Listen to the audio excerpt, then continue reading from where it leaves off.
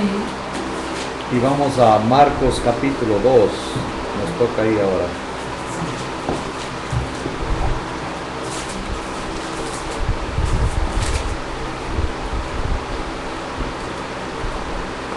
Vamos a leer desde el versículo 1 hasta el versículo 12. Marcos 2.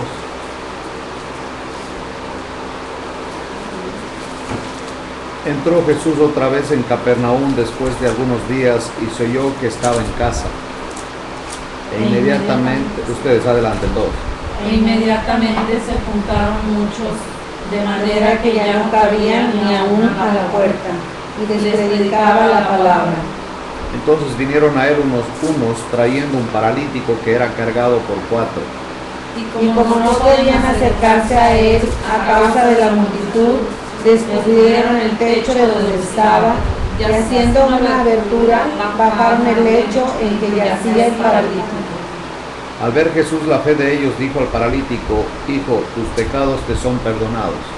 Estaban allí sentados algunos de los escribas, los cuales cavilaban en sus corazones. ¿Por qué habla este así? Blasfemias dice: ¿Quién puede perdonar pecados sino solo Dios? Y conociendo luego Jesús en su espíritu que cavilaban de esta manera dentro de sí mismos, les dijo: ¿por qué caviláis así en vuestros corazones? ¿Qué es más fácil, decir al paralítico: tus pecados te son perdonados, o decirle: levántate, toma tu lecho y anda? Pues para que sepáis que el Hijo del Hombre tiene potestad en la tierra para perdonar pecados.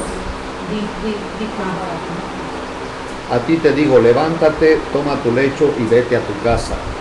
Entonces él se levantó enseguida y tomando su lecho salió delante de todos, de manera que todos se asombraron y glorificaron a Dios diciendo: nunca hemos visto tal cosa. Lo común con el Señor era que donde él iba y se enteraba la gente que él estaba ahí, la gente se agrupaba. Pero iban a verle por lo que hacía, como milagros como este, no tanto por él, sino por el beneficio de que podían encontrar en él, cosa que no es tan rara para hoy día, ¿sí? Él ayudó a tantos enfermos, a inválidos, y obviamente eso hacía que la gente se agolpaba. Si ven en el versículo 4 dice: y como no podían acercarse a él, había tanta gente, a causa de la multitud, descubrieron el techo de donde estaba y haciendo una abertura bajaron el lecho en que yacía el paralítico. Así que ellos no se iban a dar por vencidos, querían que el Señor hiciera algo, así que hicieron un agujero en el techo. Ahora, si uno piensa en los techos como los de ahora, muchos de esos son techos que tienen cemento, era imposible que hagan eso, pero las casas de aquellos tiempos tenían un techo plano y había una escalera que llevaba al piso superior. Normalmente un lugar fresco para relajarse durante la noche ahí arriba. Como los 4 hombres no pudieron acercarse a Jesús, fueron hasta el techo, hicieron un agujero y bajaron al hombre paralítico justo delante de él. No era difícil hacer eso porque no eran techos vaciados. Y dice aquí en el versículo 4: y como no podían acercarse a él a causa de la multitud, descubrieron el techo donde estaba. Es algo, uno diría, pues a quién se le ocurre hacer eso, pero estos hombres querían que el Señor lo viera. Así que ellos estaban seguros que el Señor podía hacer algo por él. Y él, cuando alguien se acerca así, él aprecia eso, él valora esa fe. Y por eso dice lo que pasó. Al ver Jesús la fe de ellos, dice, que no se dieron por vencidos, ellos querían que el Señor hiciera algo. Dijo al paralítico: hijo, tus pecados te son perdonados. Qué interesante, ¿no? Uno podría pensar en todo el alboroto que causaron, porque la gente obviamente estaba viendo qué está pasando en el techo. Estaban agujerando el techo y el ruidazo y todo. Sí, es obvio que eso llamó la atención, además polvo, pedazos del techo cayendo. Era como para decir: bueno, se acabó y ahí nos vemos. Interrumpieron al Señor porque dice el 2 que lo que el Señor hacía es compartirles la palabra. Miren lo que dice el 2:2. Inmediatamente se juntaron muchos de manera que ya no cabían ni aún a la puerta y les predicaba la palabra. Lo que él estaba haciendo era compartiendo y ellos le interrumpen con el ruido del techo. Y cuando bajan al hombre, uno se preguntaría, pues, qué manera de estos de, pues, sin respeto, irrumpir y le dejan al Señor de lo que estaba diciendo, casi no puede continuar por tanto ruido y todo. Pero al Señor no le molesta eso. Imagínense que a él mismo seguramente le cayó algo de los pedazos o el polvo, pero a él no le preocupa eso. Él ve más allá de eso. Vio la fe de ellos. O sea, eso es lo que a Dios le interesa. Que Hebreos 11:6 dice que sin fe es imposible agradar a Dios. Y Juan 11:40, el Señor dijo, ¿no te he dicho que si crees verás la gloria de Dios? Él está más preocupado por el hombre, no tanto en lo que pasa en el edificio, sino en la persona, en la necesidad de la persona. Digamos, en las necesidades internas de las personas. Él tiene algo mucho más grande que cosas externas, que darnos autos o casas. Eso no le preocupa tanto, porque si la persona no está bien adentro, no importa lo que tenga, no le va a alcanzar. Nunca va a estar feliz. Y lo sorprendente, que lo que él hace cuando le ve al hombre mire lo que dice. Dice en el versículo 6 que estaban sentados algunos de los escribas. Y obviamente estos eran religiosos. Ellos estaban cavilando en sus corazones, es decir, que estaban pensando en lo que el Señor acababa de decir. En el versículo 5, miren lo que les dice. Al ver Jesús la fe de ellos, dijo al paralítico, hijo, tus pecados son perdonados. Y eso sí que no les gustó, porque para ellos solo Dios puede perdonar pecados. Y es la verdad. No más que como no conocen a Jesús, que Él es Dios aquí en la tierra, por eso el comentario, ¿no? Sí.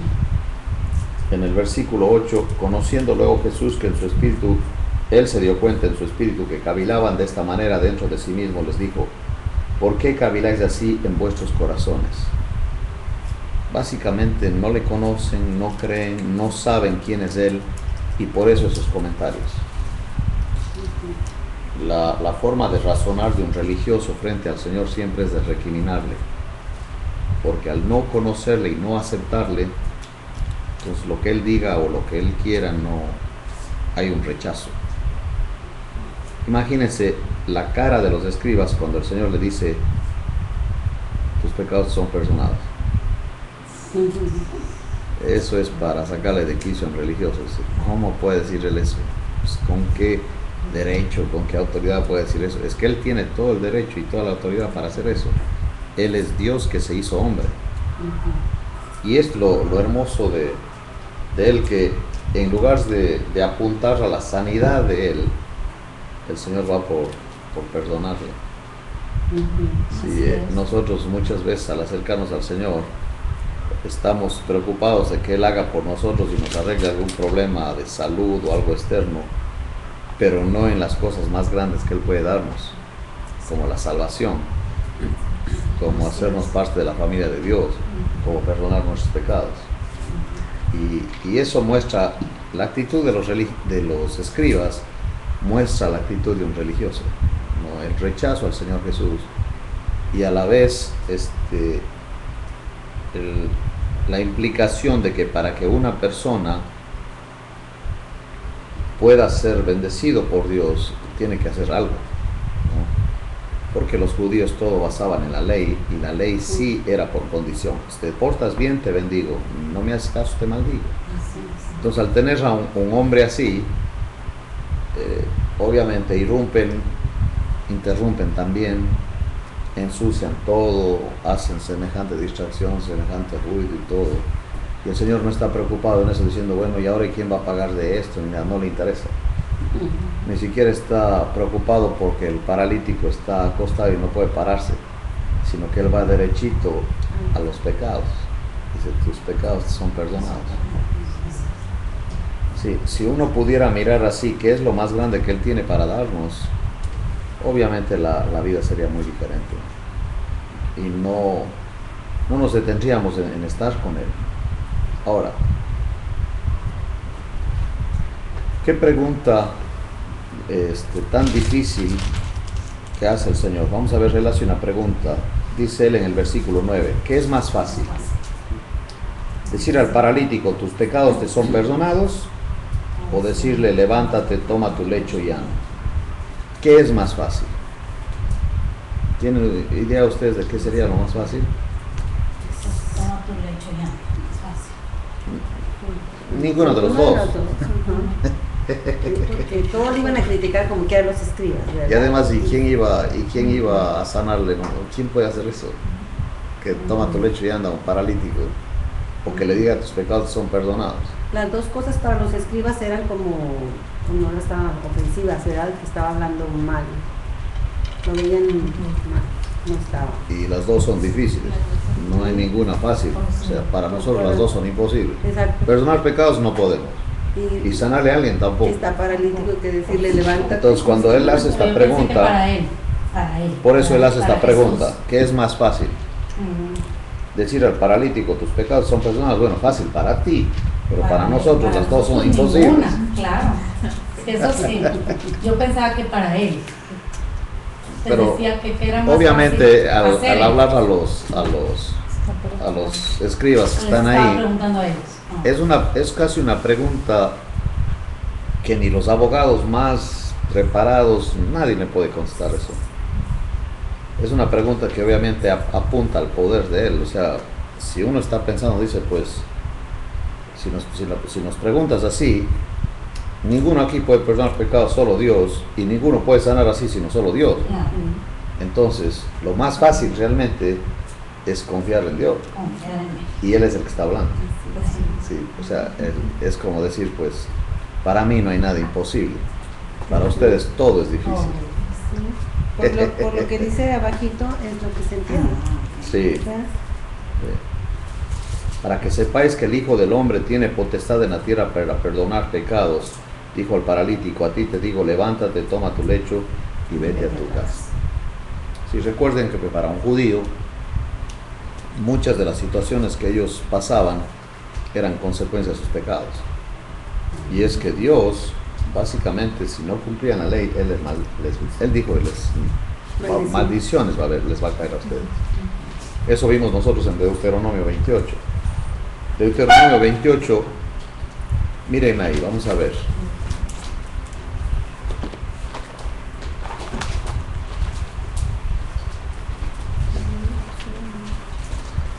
Deuteronomio 28,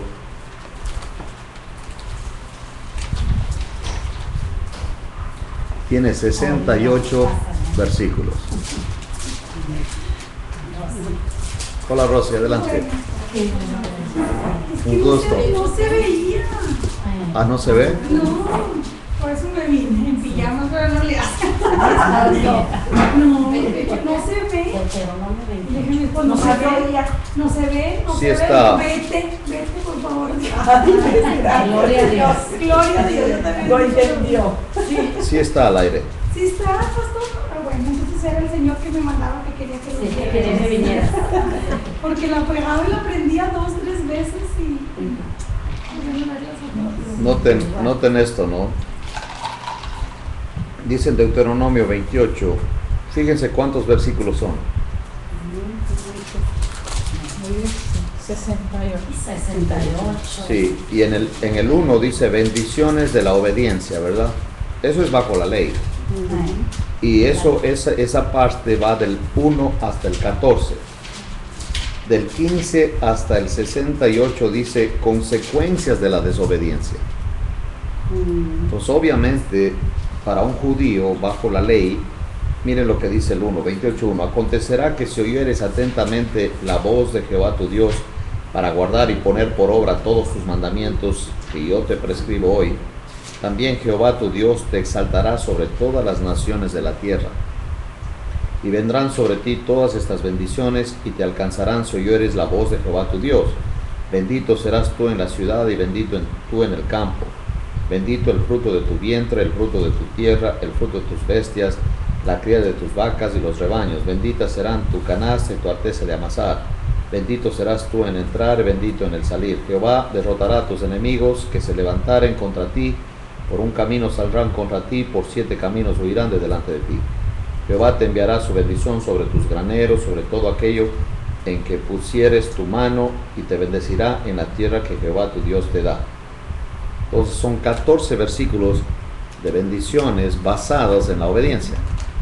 Porque dice, si oyeres atentamente la voz de Jehová tu Dios para guardar y poner por obra todos sus mandamientos que yo te prescribo hoy, también Jehová tu Dios te exaltará sobre todas las naciones de la tierra.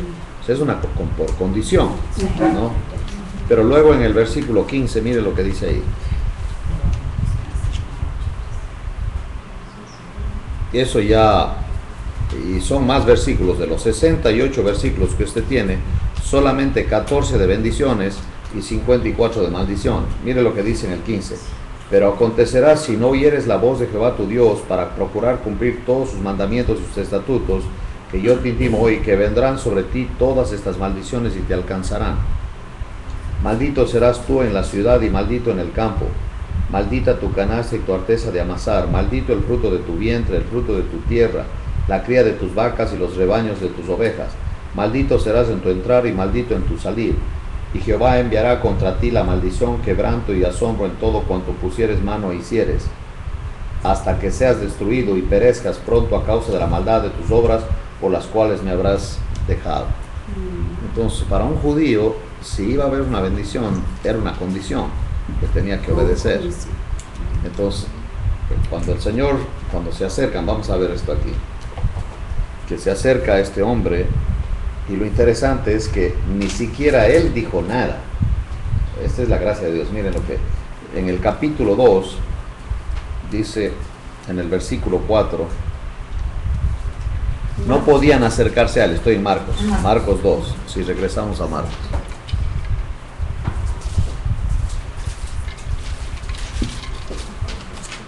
Si uno toma atención del relato, mire lo que dice aquí. No podían acercarse a él a causa de la multitud.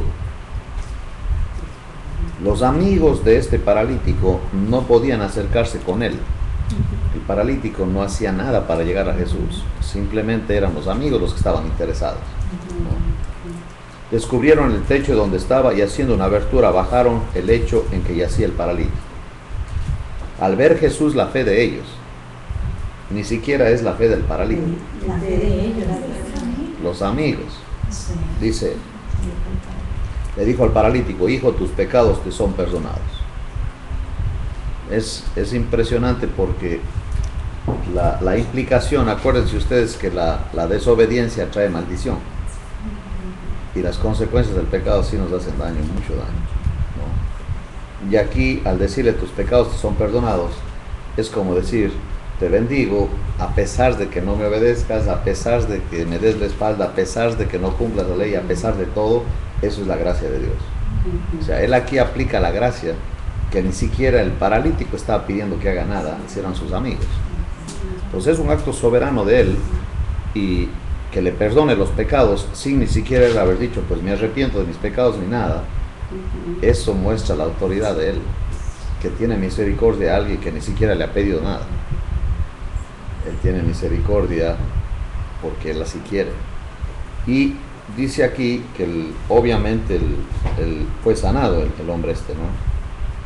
Pero en el corazón de ellos, los escribas, ya estaban cavilando que cómo así él puede hacer eso.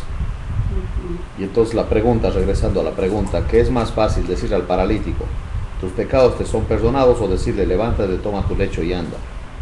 Pues para que sepáis que el Hijo del Hombre tiene potestad en la tierra para perdonar pecados, dijo al paralítico, a ti te digo, levántate, toma tu lecho y vete a tu casa. Obviamente este hombre paralítico ni se imaginaba que le iba a pasar algo así ese día. Y Jesús,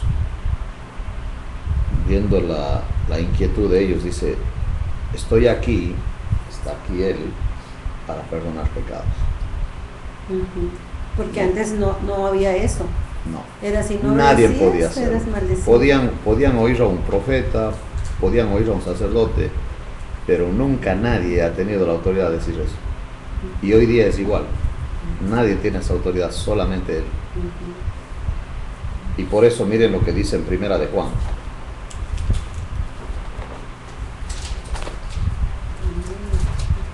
Entonces, nosotros al tener a Jesucristo, haga de cuenta que ganamos por todo lado. Primero, porque la sangre de Él nos limpia de todo pecado. Luego, Él manda a su Espíritu a morar en nosotros. Luego, Él intercede por nosotros delante del Padre. Él nos perdona todos los pecados. La sangre de Él nos da acceso al lugar santísimo. Es impresionante la obra de Él. Y lo más grande es que Él mora en nosotros. Porque el Espíritu Santo reproduce la vida de Cristo en nosotros. Ya no vivo yo, más vive Cristo en mí. Y en Primera de Juan, en el capítulo 1 y el versículo 9 dice: si confesamos nuestros pecados, Él es fiel y justo para perdonar nuestros pecados y limpiarnos de toda maldad. La palabra confesar es decirle: yo estoy mal, tú estás bien. O sea, yo soy el que estoy mal. Yo he fallado, yo estoy mal, eso no está bien. Y eso es confesar, es reconocer a Él, y en ese momento tus pecados son perdonados. Para miren el 2:1. Hijitos míos, estas cosas escribo para que no pequéis. Y si alguno hubiere pecado, mire lo que dice: abogado tenemos para con el Padre, a Jesucristo el justo. Si Él siempre está intercediendo por nosotros delante del Padre. Y es impresionante cómo Dios nos ve a nosotros. Miren Hebreos, por el mismo hecho de que la sangre de Jesucristo nos limpia de todo pecado, mire cómo nos ve el Padre a nosotros ahora. En el versículo 14 del capítulo 10 de Hebreos.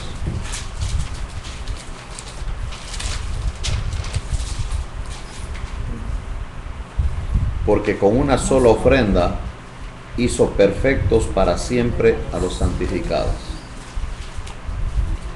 Y nos atestigua lo mismo el Espíritu Santo, porque después de haber dicho: este es el pacto que haré con ellos después de aquellos días, dice el Señor, pondré mis leyes en sus corazones y en sus mentes las escribiré. Añade: y nunca más. Mire lo que dice eso. Me acordaré de tus pecados y transgresiones. Si ve que la obra de Él, perfecta como es, nos da delante de Dios no solamente el derecho de ser aceptados por Él, sino también nos capacita para vivir agradándole a Dios. Una cosa muy importante que tengo que decir aquí es que los milagros que el Señor hizo no tenían ninguna intención de ser un espectáculo público. O sea, Él no hacía propaganda para decir: vengan por su milagro. No era un circo eso, para nada. Los milagros simplemente para los judíos les mostraban a ellos que Él era Dios aquí en la tierra, el Mesías. Y obviamente los que no creían en Él, y pensar lo que Él dice, que tus pecados son perdonados y que el Hijo del Hombre tiene ese poder para perdonar pecados, no, pues lo sacaba de quicio. Porque entonces para ellos Él se estaba haciendo a sí mismo Dios. Y Él es Dios.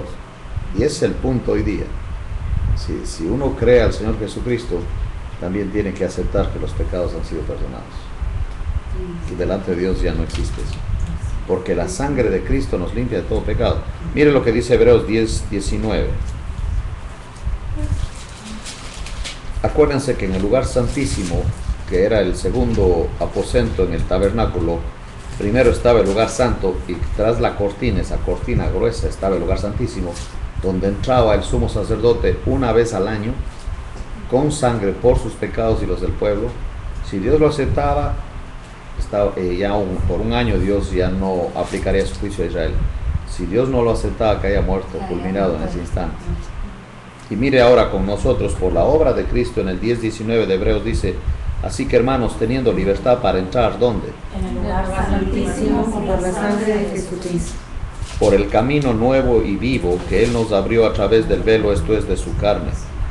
Y teniendo un gran sacerdote sobre la casa de Dios, acerquémonos con corazón sincero en plena certidumbre de fe, purificados los corazones de mala conciencia y lavados los cuerpos con agua pura. Sí, eso es como Dios nos ve a nosotros. Y el asunto es que si nosotros nos vemos o no nos vemos perdonados o santos, que es un pecador perdonado que ahora pertenece a Dios, la verdad que Dios nos ve a nosotros perfectos. Y eso es por la obra de Jesucristo. Regresemos a Marcos 2. En Marcos 2, versículos 13 y 14, miren lo que pasó ahí. Después volvió a salir al mar y toda la gente venía a él y les enseñaba. Ese dato es muy importante porque el interés del Señor con la gente era enseñarles, no era hacer milagros. Sí. Y al pasar vio a Leví, hijo de Alfeo, sentado al banco de los tributos públicos y le dijo: sígueme. Y levantándose le siguió. Qué interesante que este Leví, que aunque era judío, estaba cobrando impuestos para los romanos. Los que se dedicaban a eso, los publicanos, es un publicano, eran considerados traidores por los demás judíos. No solamente eso, pero también como ladrones. Ellos ganaban mucho dinero porque aumentaban los impuestos y la diferencia se quedaba con ellos. O sea, ellos hacían un negocio, era robar. Sobrecargaban los impuestos y la gente sencilla, para ellos eran cargas terribles. Los cobradores de impuestos, los publicanos, eran odiados porque obviamente tenían poder, pero corrupto. Y el odio no era solamente porque les cobraban más impuestos, sino porque trabajaban para los romanos. Sí, lo que pasaba en aquel entonces es que el Imperio Romano subastaba el cargo. Si había una subasta, ¿quién da más? Entonces el encargado de buscar a los publicanos decía, hace una reunión por ejemplo, decía: este año el imperio quiere $200,000 de impuestos. Aquí por ejemplo, o Roma, digamos así, aquí el pueblito, en los Estados Unidos. Y entonces alguien decía, y él les decía: ¿y quién da más? Entonces, como se compraba el puesto, alguien decía, bueno, yo doy 250,000 de impuestos este año. El otro decía, bueno, yo doy 300,000. Y el que ofrecía dar más impuestos es el que se quedaba con el puesto. Pero obviamente, aparte de que les sacaban el dinero en impuestos a la gente, les cobraban más porque sacaban para ellos. Entonces ya saben que ver un publicano era de lo peor. Por eso cuando al Señor le acusaron de que él comía con publicanos y pecadores, era como decir que hoy día el Señor comía con mafiosos, algo así. Era terrible. Y uno de esos al que el Señor le dijo que iba a posar en su casa era Zaqueo. Y Zaqueo era publicano. El chaparrito, ¿se acuerdan? Que se subió a un árbol para escuchar. Sí. Había un predicador que se equivoca y en la prédica él decía que Nicodemo era un chaparrito y que Nicodemo, el Señor le dijo que iba a posar en su casa, y Nicodemo y alguien le pone un letrero y dice: no es Nicodemo, es Zaqueo. ¿Y el nombre le queda? Y entonces sí le queda porque era todo un saqueado. Y el predicador hace una pausa y se le ocurre y dice: oye Nicodemo, ¿qué haces tú en el lugar Zaqueo? Y ya la libró. Le echó la culpa al... Sí, él era un publicano. Y ya pueden ustedes imaginarse el odio que les tenían a ellos por ladrones, porque realmente robaban. Se esforzaba mucho la gente para pagar con sus impuestos que les echaban.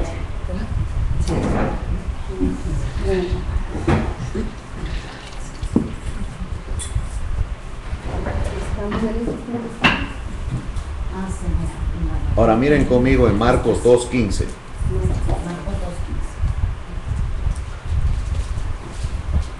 El Señor le dice a Leví: sígueme, y él le siguió. Solamente si ustedes piensan en la autoridad de él o en el impacto de que él le diga a una persona: sígueme, y él le siguió. a quien encargó el banco, quién sabe, no sé qué pasó, simplemente él se levantó y le siguió. Ahora miren en el 2:15. Aconteció que estando Jesús a la mesa en casa de él, muchos publicanos y pecadores estaban también a la mesa juntamente con Jesús y sus discípulos, porque habían muchos que le habían seguido. Y los escribas y los fariseos, viéndole comer con los publicanos y con los pecadores, dijeron a los discípulos: ¿qué es esto que él come y bebe con los publicanos y pecadores? Al oír esto, Jesús les dijo: los sanos no tienen necesidad de médico, sino los enfermos. No he venido a llamar a justos, sino pecadores. No, él tiene la autoridad. Jesús solamente puede ayudar a aquellos que reconocen que son pecadores. Ahora, no es que los religiosos no sean pecadores, simplemente ellos no aceptan eso. Y siempre ese es el primer paso para que Dios acepte a un hombre, que reconozca que es un pecador. Yo me acuerdo que me platicó un evangelista, un predicador que le traducía a Billy Graham. No sé si han oído ustedes de Billy Graham, el famoso predicador de Estados Unidos, que ya está viejito, todavía vive. Y él fue a la Ciudad de México a predicar en la Arena México. Pero Jacobo Zabludowski, que en aquel entonces tenía 24 horas, ¿se acuerdan? Sí. Le invita para entrevistarle en el programa. Y ya le hace las preguntas. Y mi amigo era el traductor de Billy Graham, el traductor oficial. Él en los eventos, como en la arena, mientras él predicaba, él le traducía a Billy Graham. Y él estaba ahí esa noche en el forum cuando le entrevista a Jacobo Zabludowski. Y ya saben ustedes que en aquel entonces, después que de las noticias, siempre cantaba alguien, o sea, siempre ponían a algún cantante y se terminaba el noticiero con alguien cantando, algún artista de la farándula, ¿no? Y en eso está una señora, bien, ya artista, bien pintada, y su vestido, su escote y toda esa vaina. Pues mi amigo está mirando a la señora y está como desagradable la señora esa. Y Billy Graham, cuando termina, se acerca a ella para saludarla y le dice: le felicito, usted tiene una linda voz, lo mejor que podría hacer usarla para dar la gloria a Dios. Y nada más, se despidió. Mi amigo, cuando vio que se acercó a ella, dijo: ¿cómo puede él acercarse a saludar a esa mujer? No puede ser. Y cuando le oye lo que le dice, el tonto soy yo. Sí.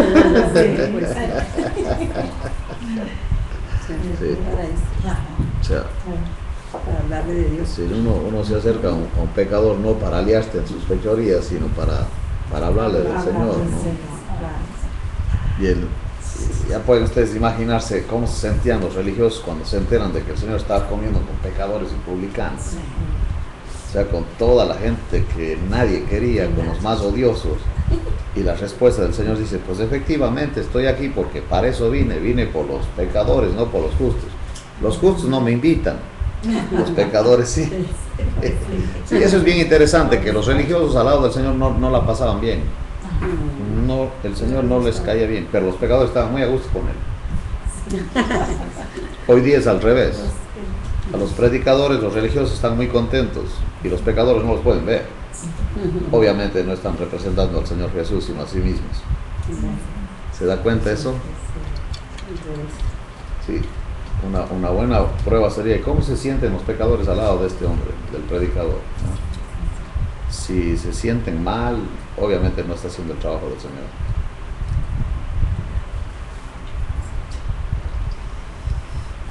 Yo me acuerdo de esta anécdota que me platican de uno de esos que andan en motocicleta. Han visto que está todo greñudo y tatuado. Ya los hippies ya pasaron, pero ahorita son los riders que les llaman. Entonces llega este hombre, a ese hombre un día se le ocurre entrar a una reunión de una iglesia evangélica y estaba todo lleno y no había dónde sentarse, las bancas estaban llenas. Entonces él va caminando y en la plataforma había gradas y ahí está el púlpito, el predicador. Para empezar, interrumpe la reunión. Como no vio dónde sentarse, sube y se sienta así en la grada para oírle al predicador. Y todos están alarmados, pues, que ¿cómo van a dejar que alguien así se siente ahí? O sea, qué vergüenza, ¿no? Que no hay alguien aquí que tenga las agallas de sacarle a ese, ¿ok? Pero están en shock de que un hombre así esté sentado ahí en la plataforma al lado del predicador. Y en eso viene uno de los diáconos, un viejito, caminando, pero despacio, ¿no? Ya anciano, caminando con su bastón. Y cuando llega al lado del predicador a la plataforma, se sienta al lado de ese hombre y le dice: continúa, pastor. Y el predicador dijo: esa es la lección de hoy día, ya estamos listos para ir a la casa. Entonces, ¿qué más lección? Y el Señor vino por los pecadores. Esa es una buena pregunta a nosotros. ¿Cómo se sienten los pecadores al lado de nosotros? Si eres religioso, no quieren estar al lado tuyo, es la verdad. Todos somos pecadores. Dice el versículo 16: los escribas y los fariseos, viéndole comer con los publicanos y con los pecadores, dijeron a los discípulos. Qué interesante que lo dicen a los discípulos, no se lo dicen a él. ¿Qué es esto que él come y bebe con los publicanos y pecadores? Pero Jesús oyó. Los sanos no tienen necesidad de médico, sino los enfermos.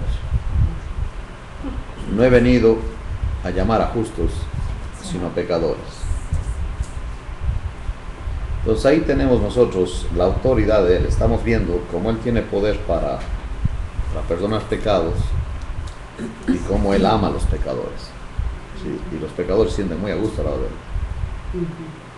Yo me acuerdo de este Simón el fariseo, que le invita al Señor a su casa, y mientras están ahí entra una mujer. Les llaman de todas maneras una ramera, ¿no? Les dicen tantos nombres, pero ella le rompió un perfume, un alabastro, ¿no? Y estaba llorando a los pies del Señor. Y dice el fariseo: si él supiera, este no es profeta, dijo, porque sabría qué tipo de mujer le está tocando. Y el Señor le mira y le dice: oye, yo tengo una cosa para decirte a ti. A un hombre dos le debían dinero, uno 500 denarios y el otro 50. Ninguno de los dos podía pagarles, y a los dos le perdonó.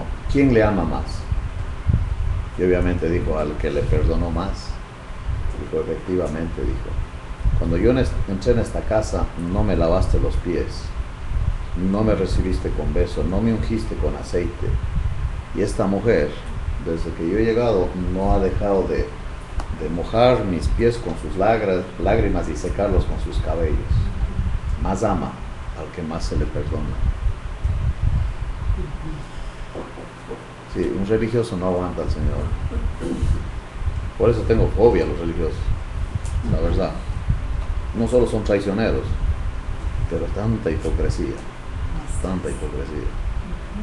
Odian al Señor Jesús, porque el Señor Jesús da a conocer su falsedad. Sí, miren en Mateo 23 lo que el Señor dijo a los fariseos. Estaba leyendo esto y un ingeniero amigo mío me dice: oye, yo le tenía al Señor Jesús en alta estima. Dice, ya viendo lo que les dice, no, pues ¿cómo les va a decir eso? No le gustó que él les enfrentara a los fariseos. Mire, en el capítulo 3 de Mateo,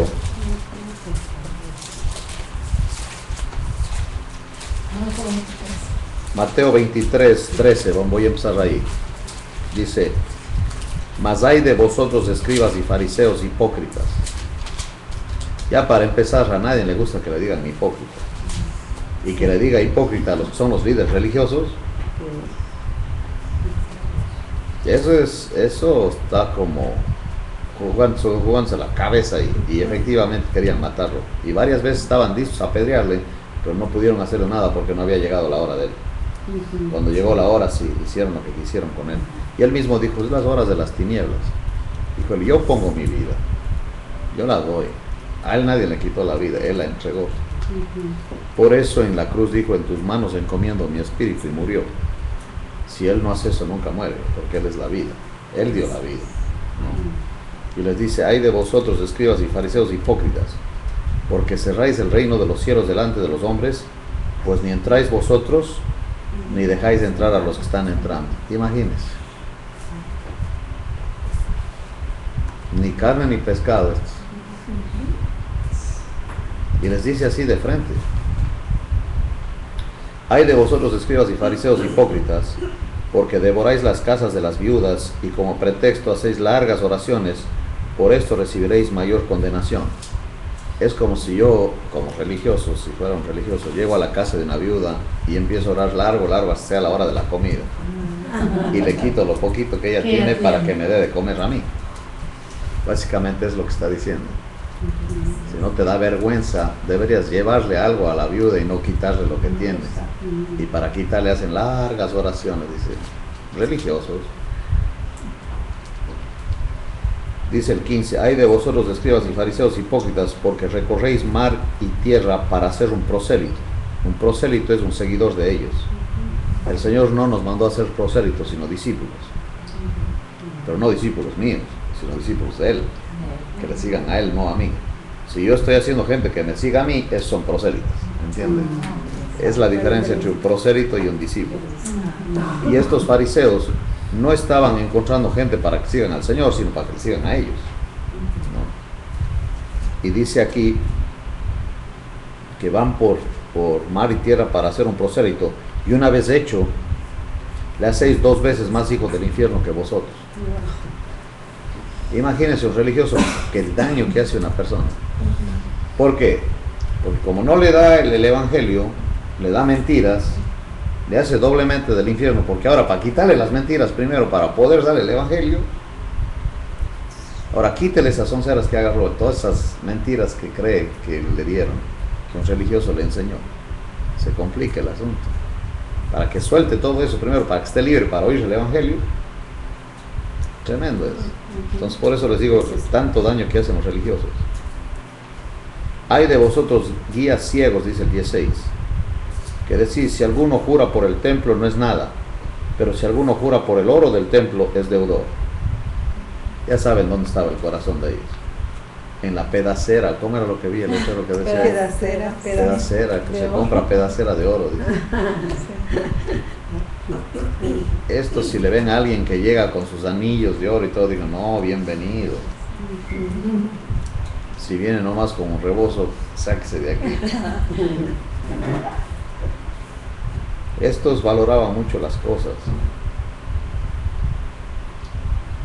Dice: necios y ciegos, porque ¿cuál es mayor, la ofrenda o el altar que santifica la ofrenda?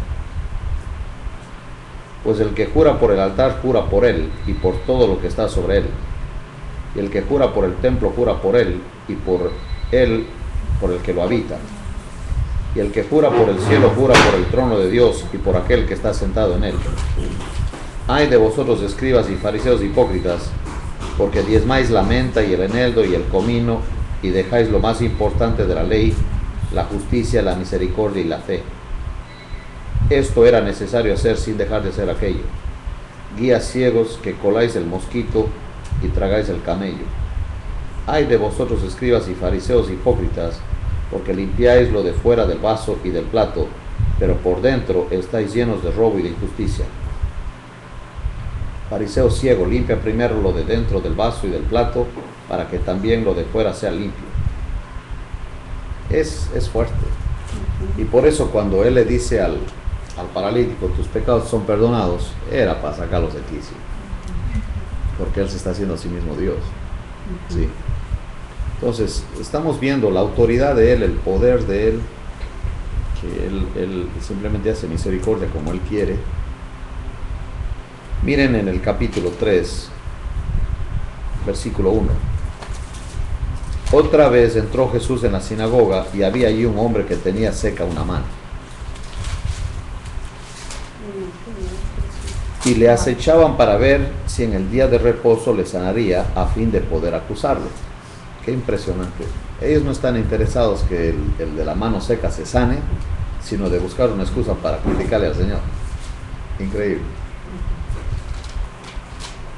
¿Dónde viene eso, hermano? En Marcos 3, 3:3 ahora. Dijo al hombre que tenía la mano seca: levántate y ponte en medio.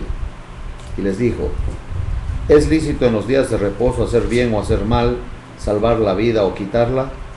Pero ellos callaban. Entonces, mirándolos alrededor con enojo, entristecido por la dureza de sus corazones, dijo al hombre: extiende tu mano. Y él la extendió, y la mano le fue restaurada sana. Y salidos los fariseos tomaron consejo con los herodianos contra él para destruirlo. No les gustaba. No les importa que haga bien a nadie, porque obviamente están ofendiéndole a ellos. Saben que los fariseos, ellos creían que por la religión de ellos iban a hacer que el Mesías baje. Básicamente que el Mesías iba a hacer lo que ellos quisieran. Y cuando aparece un Mesías que no se somete a ellos, sino que les llama hipócritas, pues claro que querían crucificarle.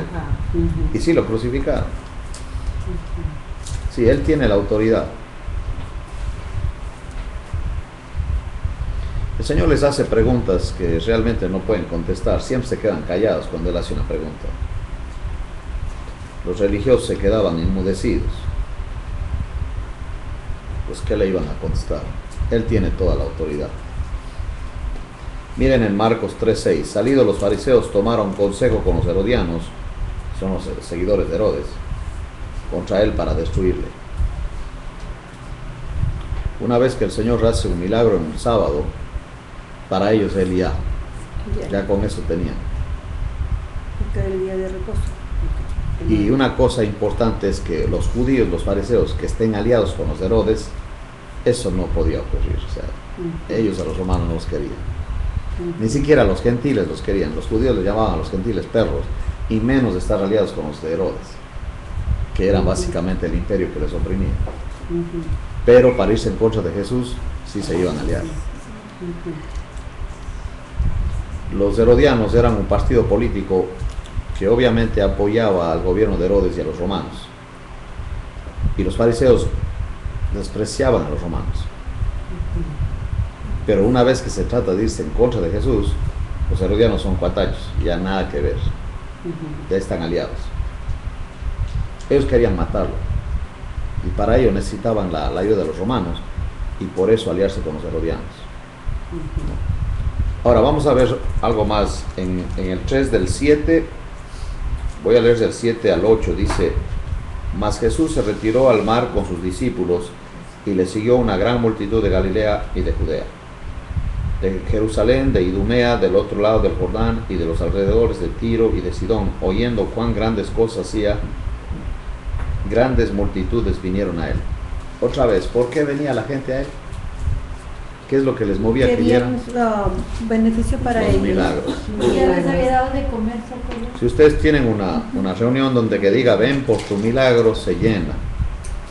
Pero si ustedes dicen ven para que acabes con el reinado de Lió, no van a ir. No van a ir. De los que le seguían, el Señor eligió a 12 apóstoles. Miren el versículo 13. Voy a leer del 13 al 19. Estoy en Marcos 3. Después subió al monte y llamó así a los que él quiso, y vinieron a él. Estableció a 12 para que estuviesen con él y para enviarlos a predicar. Este dato es muy importante porque le dice que los llamó ¿para qué? Para que estuvieran con él y para que enviarlos estuvieran a con él. No dice para salvarlos. Para que estuviesen con él y para enviarlos a predicar. También dice para que tuviesen autoridad para sanar enfermedades y para echar fuera demonios. Exactamente. ¿Y eso quién les dio esa autoridad? El Señor. A Simón, a quien puso por sobrenombre Pedro, a Jacobo, hijo de Zebedeo, y a Juan, hermano de Jacobo, a quienes apellidó Boanerges, esto es, hijos del trueno, a Andrés, Felipe, Bartolomé, Mateo, Tomás, Jacobo, hijo de Alfeo, Tadeo, Simón el cananista, y Judas Iscariote, el que le entregó, y vinieron a casa. Si este dato es muy importante porque él fue el que lo seleccionó. No. Eso no fue decisión de ellos. Él lo seleccionó. Vamos a ver ahora en Juan 6. Estamos viendo la autoridad del Señor. Y también cómo los religiosos no lo querían. De plano que no lo querían. Adelantito lo que sigue. Después de Mateo sigue Juan. Mateo, Marcos, Lucas, Juan. Es el cuarto libro del Nuevo Testamento. En el capítulo 6 y el versículo 1 dice: después de esto Jesús fue al otro lado del mar de Galilea, al de Tiberias, y le seguía gran multitud. ¿Por qué? Veían las señales que hacían los enfermos. Si no, el interés no era él, sino lo que podía darle. Y eso no ha cambiado. Si venir a él es para que haga algo por mí, no tanto que vengo por él, sino por lo que él puede hacer por mí. De cierta manera es egoísta, ¿no? Es egoísta. Entonces subió Jesús a un monte y se sentó allí con sus discípulos. Y estaba cerca la Pascua, la fiesta de los judíos. ¿Se acuerdan lo que se celebraba en la Pascua? La Pascua fue instituida ¿por qué? ¿Se acuerdan? Cuando sale Israel de Egipto, en ese día que el ángel de la muerte baja y mata a los primogénitos, tenían que comer. ¿Se acuerdan lo que tenían que preparar? Sí, un borrego. Y la sangre del animal tenía que estar ¿dónde? Exactamente. Y si el borrego tenía que comerse la familia, si no eran muchos tenían que hacerlo con los vecinos. Y si veían la sangre en la puerta, ya el ángel no mataba al primogénito. Pero ellos debían comer con una actitud de estar ceñidos, decía, porque van a salir. Tenían que comer y para salir. La Pascua se celebraba eso, la salida de Israel de Egipto. Y por eso en la Pascua había el cordero también. Dice aquí, la fiesta de los judíos, 6.5, Juan 6.5. Cuando alzó Jesús los ojos y vio que había venido a él gran multitud, dijo a Felipe: ¿de dónde compraremos pan para que coman estos? ¿Qué pregunta? Sí, y mire lo que responde. Esto decía para probarle, porque él sabía lo que había de hacer. Felipe le respondió: 200 denarios de pan no bastarían para que cada uno de ellos tomase un poco. Sí, esta respuesta la podría dar un ateo también. No hay ninguna diferencia. ¿Por qué? Porque la respuesta de Felipe es totalmente terrena. Le dice el Señor: ¿de dónde compraremos pan para que coman estos? Está hablando de 5.000 varones, más mujeres y niños. Algunos comentaristas hablan de por lo menos 12 a 14.000 personas estaban ese día ahí. Ahora, y aunque tuvieran los 200 denarios, un denario era el sueldo de un día. Está hablando de 200 días, que es más o menos un año de salario de una persona, para una comida. ¿Puede usted imaginar eso? La pregunta lógica es: ¿y dónde iban a comprar el pan? Si no se trata solo de tener dinero. Si no había panaderías, los españoles no tenían sus negocios ahí. O sea, la pregunta es una pregunta imposible. Y Felipe cae. Le probó y no pasó. Sí, porque si conocieran al Señor, ¿se acuerdan ustedes cuántos años dio de comer el Señor a los israelitas en el desierto? ¿Cuántos años fueron? 40 años. ¿Cuántos días a la semana comían?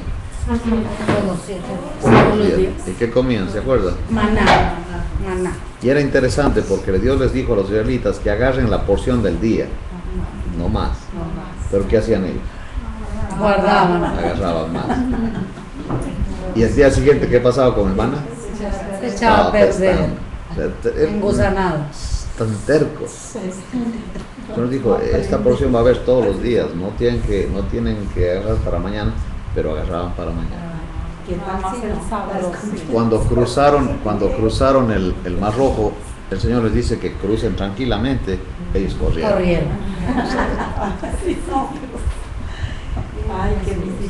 No, si están viendo, si Felipe está viendo y si él conocía quién le está pidiendo eso, él habría dicho: Pues, para ti es muy sencillo.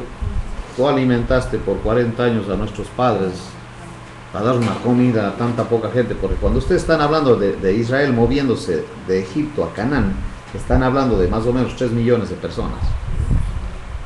Compare usted 12.000 personas con 3 millones de personas por 40 años darles de comer. ¿No se les hace más fácil una comida a 12.000 que 40 años darles de comer todos los días a 3 millones? Pero ellos no conocen al Señor. Y entonces por eso la respuesta dice, no, pues 200 denarios no bastaría. Y es igual ahora. El esposo dice a la señora que van a hacer algo y la señora dice, ¿y con qué dinero? O sea, ahora, hoy día el dinero determina si lo vas a hacer o no lo vas a hacer. El Dios que tenemos hoy día es el dinero. No es si el Señor quiere, no hablamos así, es ¿y con qué dinero? ¿Tienes por ahí algún guardado o qué para que hagas eso? Tremendo, ¿ve? Entonces, uno de los discípulos, dice el 8, Andrés, hermano de Simón Pedro, le dijo, aquí está un muchacho que tiene 5 panes de cebada y 2 pececillos.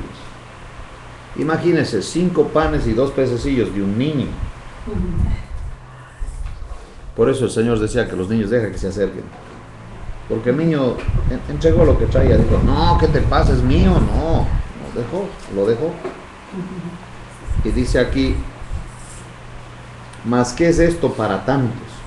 Pues imagínense. Entonces Jesús dijo, haced recostar la gente. Y había mucha hierba en aquel lugar. Y se recostaron como en número de 5.000 varones. Cuando Dios va a hacer algo, a nosotros lo que Él quiere de nosotros es que descanses. Entonces, como uno estorba y no descansa, pues no va a hacer nada todavía hasta que no descanses. Hasta que no te estés quieto. Vamos a ver en el Salmo, vamos al Salmo 37. Ya cuando no nos queda otra alternativa, ya pues ya ni modo, dijo, vamos a orar, dijo. 37.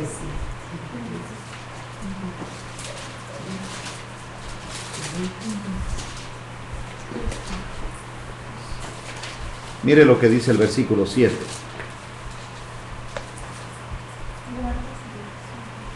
Guarda silencio ante Jehová. Y espera en él. Qué difícil quedarse callado. Yo me acuerdo cuando estuve de predicador en Sudamérica, se acerca un hombre que me dice, pastor, quiero que me apoyes a orar porque necesito una casa. Quiero que Dios me dé una casa. Yo le digo, ¿y tú has estudiado algo? ¿Tienes alguna profesión? Dice, no, yo ni terminé la primaria. Digo, ¿tienes trabajo? No. ¿Y quieres que te dé Dios una casa? Dijo, pues sí.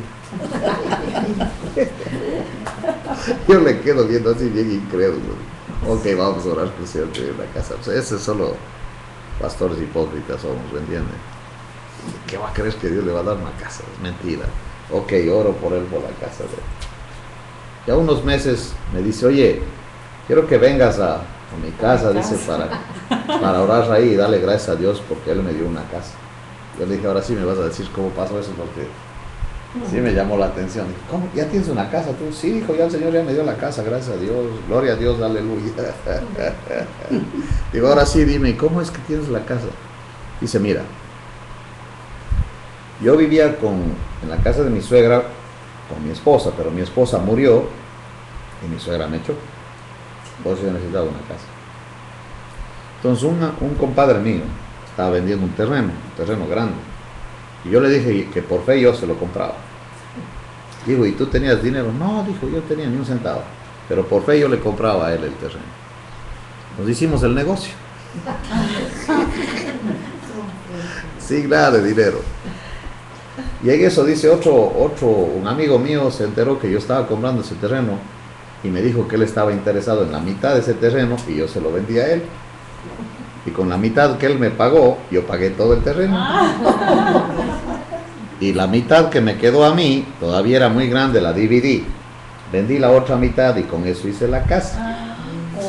Le digo, oye, yo tengo amigos de bienes y raíces que no son tan genios como tú, que todo les ha salido también. Sí, dice, ya tengo la casa y quiero que vengas a conocer.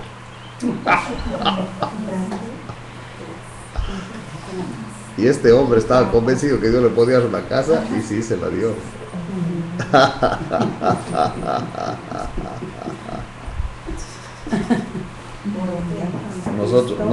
Nosotros llevamos el problema al Señor. Mire los religiosos que somos. Y yo les he oído, dice, Señor, te pongo mi problema al pie de la cruz. Dice, bien religiosos. ¿Cuál cruz? Si el Señor está sentado a la diestra del Padre, ahorita ya no está en la cruz.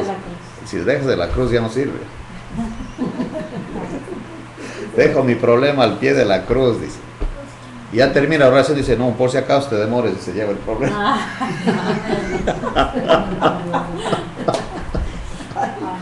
O si no sabe lo que nosotros hacemos, oramos al Señor que arregle el problema, como yo le digo, no ve que Él no sabe. O sea, y yo le digo qué tiene que hacer y cuándo tiene que hacerlo, y es que Él no sabe nada. Pobrecito, el Señor no le falta sabiduría y no sabe nada. Son una bola de sonsos. Ahora, mire lo que Él hizo. Vamos a Juan 6. Les dice primerito que se recueste la gente. ¿Se acuerdan cuando Dios hizo a Eva lo que hizo con Adán? ¿Qué hizo con Adán para poder hacer a Eva? Lo puso a dormir. O sea que cuando descansas te va bien. Porque cuando tú te estás moviendo y todo no pasa nada. No dejas que el Señor obre. ¿Se acuerdan cuando nuestros hijos eran pequeños y querían ayudarnos? Yo te ayudo, mami, yo lavo los platos, mami. Decía mi esposa, no, mijita, te vas a cortar, no. Y llegaba un momento que le sentaba así al lado del lavabo, decía, mira, siéntate aquí y no te muevas, así me ayudas.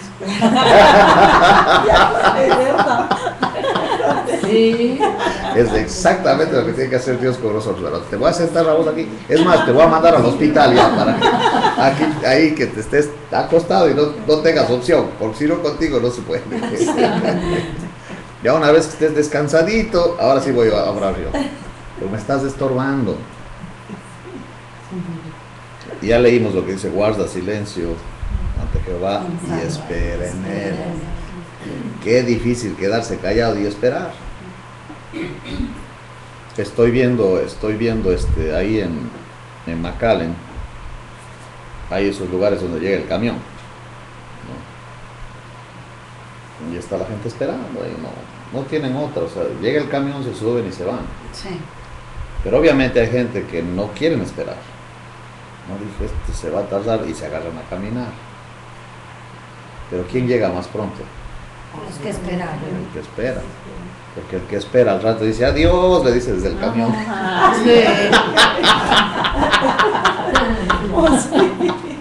Por desesperado. Nos conviene esperar. Esperar, Dice un amigo mío que es pastor de rancho, o sea, él es de rancho. Estábamos en el DF y teníamos que venir ya aquí a la frontera o aquí a McAllen. Sí. Le digo, mire hermano, ahí nos vimos porque yo me voy en avión a Monterrey y de ahí me voy en camión a la frontera, porque en camión de aquí hasta allá me tardo mucho y yo necesito ir rápido. ¿Se va usted conmigo? No, dijo, yo me asusto de esos animalotes. No, dijo, usted no quería irse en avión. Digo, bueno, entonces va solo usted en autobús. Nos vemos allá. No, dijo, ¿cómo me va a dejar solo? Digo, entonces súbase conmigo al avión. Finalmente no le quedó de otro. Y se sube en el avión y estaba así. Está bien asustado. En su vida se había subido en avión, mi hombre ya grande. Usted tan malo. Y ni se dio cuenta cuando ya nos elevamos, ya que estamos arriba, y él seguía así. Y yo me reía nomás, digo, este muchacho. Sería bueno, ¿no? Sí, sería bueno decir eso.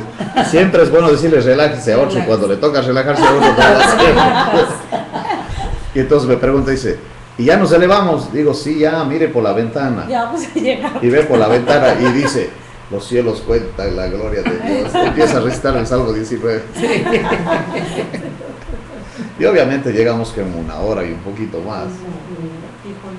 Y cuando se baja del avión dijo él, no, dijo, esto es como andar en el espíritu. Dice. Ir en camión es andar en la carne. Dice, uno no avanza. La comparación que hice. Entonces ahora cuando voy a viajar y él va a ir conmigo, digo, entonces ¿qué? ¿Nos vamos en el espíritu o en la carne? En la carne. No, dijo, yo en la carne ya no voy a ningún lado, no. dijo. Ya le gustó. Ya que subió al avión le gustó. Sí. Vamos a Juan 6, mire lo que dice ahí. Les pide que se hagan recostar, les haga recostar. Tomó Jesús aquellos panes y habiendo dado gracias. Eso es tan importante. Porque uno diría, por ese poquito y dar gracias, no hombre, no exagere. Mi suegra tiene un dicho, cuando nos vamos a comer algo, dice, si cuesta más de 50 centavos hay que dar gracias. O sea que sí. Siempre. De todo, tienes que dar gracias de todo. Pues ¿qué agarras tú que no cueste que este menos de 50 centavos? Un chicle.